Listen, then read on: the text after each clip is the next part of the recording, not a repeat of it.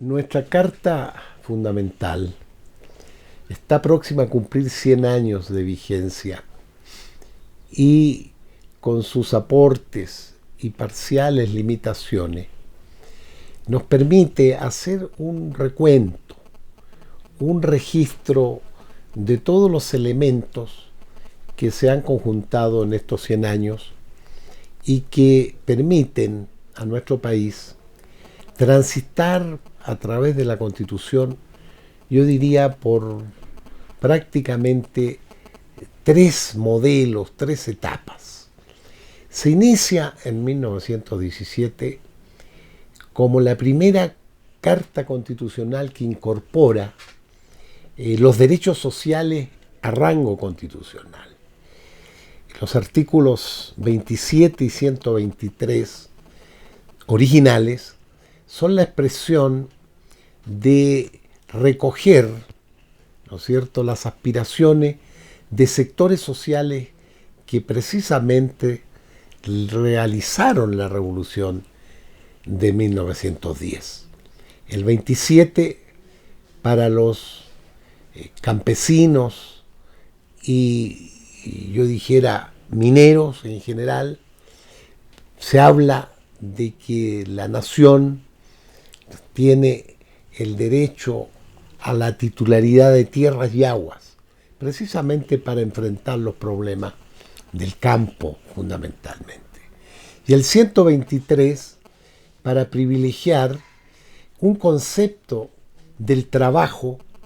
como una prestación, y yo diría contemporáneamente como un derecho humano, ¿sí?, que nuestra Carta Fundamental incorpora en esos años, cuando realmente a esa fecha ninguna constitución había planteado este tipo de derechos sociales. Otro elemento que se incorpora originario en nuestra Carta Magna es el concepto de propiedad-función social, con lo cual permite entonces que el Estado entre a distribuir las tierras, a organizar los ejidos, a los comuneros y obviamente la propiedad privada. Estos elementos, fíjense ustedes que recién en 1919 la Constitución de Weimar, que los europeos lo muestran como una gran conquista, recién ellos incorporan estos elementos. Es decir, un primer gran aporte de nuestra Carta Magna es estos artículos originales, el 27 y el 123. A partir de la década de los 30, con la expropiación petrolera del general Cárdenas, se inicia un periodo muy exitoso de vigencia de nuestra Constitución, en que de hecho se plasma una economía mixta. Economía mixta que primero consolidó una paz social, consolidó un marco institucional, ¿sí?, y en tercer lugar nos permitió crecer a cerca del 7% en esos años, 1930, 35 a 1980. A partir de 1982, el presidente de la Madrid introduce una reforma importante en la Constitución. Legitima el derecho económico incorporando el artículo 25, economía mixta bajo rectoría estatal, 26, planeación democrática, y 28, que señala las funciones monopólicas estratégicas en manos precisamente del Estado en términos generales. De ahí se inicia un liberalismo social que nuestra Constitución, con esta reforma, apoyó y desarrolló. En el año 2013, diríamos,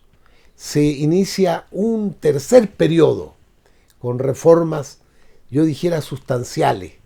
que modifican en parte, yo dijera, el diseño original de la Constitución, ¿sí? Y esta reforma abrió las puertas, diría yo, a la inversión privada en los campos energéticos, ¿sí?, y a lo cual, ¿no es cierto?, el nuevo modelo económico de liberalismo social, que permitió, yo diría, incorporarnos a la globalidad a través de los tratados de libre comercio,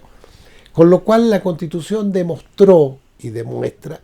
una ductibilidad, una flexibilidad para adaptarse a nuevos factores reales de poder. Porque de los originales obreros, campesinos de la Constitución original, diríamos, del 17, hoy día los factores reales que son recogidos en nuestra Carta son necesariamente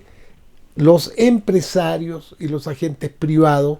que de cara a la globalidad le han impuesto un sello distinto, y que nuestra Constitución, con más de 600 reformas que ha tenido desde el inicio y en vigencia de estos 100 años, ha demostrado esta Constitución que sí se adapta a las circunstancias, que se puede cuestionar los cambios, diríamos, de tipo de diseño, tal vez ideológico, del marco constitucional original al marco constitucional que tenemos en nuestros días. Pero las cosas van cambiando en función de cómo la sociedad contemporánea va planteándole a los países, y en este caso a nuestro país, demandas de otro tipo. Las demandas actuales son de tratados de libre comercio, de apertura a las inversiones de todo tipo y, por qué no decirlo, a un libre comercio, ¿sí?, que lo hemos ido implementando con muchos problemas, porque la factura original de nuestra Carta ahí se mantiene. Yo diría que estamos trabajando con una economía mixta orientada al mercado, ¿sí?, producto de esta reforma, pero que al mismo tiempo no asume el mercado plenamente. Ahí están los monopolios todavía, ¿sí? Sin embargo, estamos trabajando en esa línea, y hoy día la discusión presente en materia del capítulo económico es: ¿necesitamos una nueva Constitución o esta misma Constitución que tantos frutos ha dado en este desarrollo puede seguir avanzando en ya constituir a nivel del discurso constitucional, de artículos en concreto, una economía de mercado verdadera,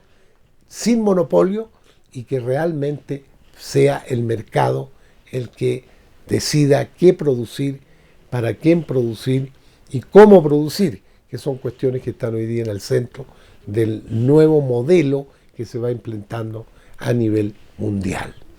En síntesis, estos 100 años de nuestra Carta Magna demuestran el gran aporte que hace originalmente a la paz social, a consolidar una estabilidad institucional que nos permitió crecer a cerca del 7%. Eso demuestra que la Constitución le hizo un gran aporte, particularmente en el periodo que algunos denominan keynesiano, que va de la década de los 30 a 1980 aproximadamente, y que luego, a partir de los 80, un liberalismo social se va imponiendo, que se expresa en los tratados de libre comercio, que se expresa en la apertura de la reforma del 2013 en el campo energético, y que obviamente tiene que recuperar, esa es ya una opinión muy personal, el origen de contenido social que creo yo que en parte se ha ido perdiendo. Si pudiéramos decir, nuestra Constitución en este campo debiera volver los ojos a un contenido social real en un mundo en que tenemos todavía mucha desigualdad en nuestro país.